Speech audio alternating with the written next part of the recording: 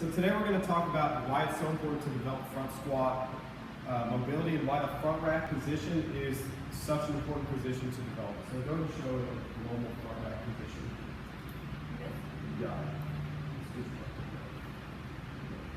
So in a normal front rack, you can see the bar centered over the collarbone and right in front of the spine. The wrists are extended. The bar's caught at the tips of the fingers. Elbows are up.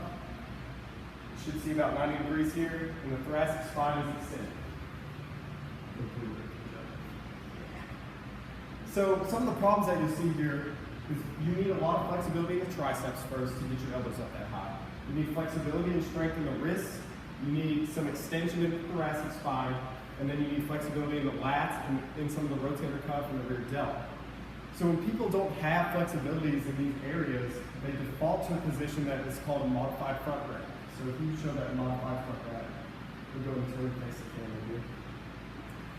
In this position, you see the bar is centered over the spine still, and it's on top of the collarbones, but your only contact point that stabilizes the bar is the fingertips on top of it. Your elbows can sag or come up. You see a lot of people that let their elbows sag, and it doesn't take as much extension in the thoracic spine.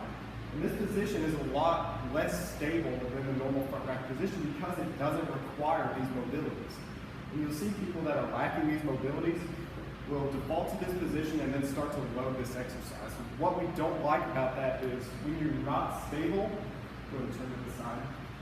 As you can see, she's already in a defaulted too much extension here because she's not forced to pull her scapula back. When you're in this position, you can injure your spine when you start to load that. On top of this, when you press your elbows up here and you really load this bar, you put a lot of pressure right here on the surgical neck and humerus. You see the bar is right over the acromions, but if this bar starts to slide a little bit during heavy weight, when she starts to fall forward when the load gets too much, then you can put a lot of pressure on that surgical neck and you can cause a lot of damage in the shoulder. So what you can do instead of just going straight to a front rack, you can do stretches for all these muscles that we talked about, especially the thoracic extension that we'll show you in other videos. But for a quick reference, you can just adjust how many fingers you put underneath the bar. So you can start by just sliding your index finger underneath the bar.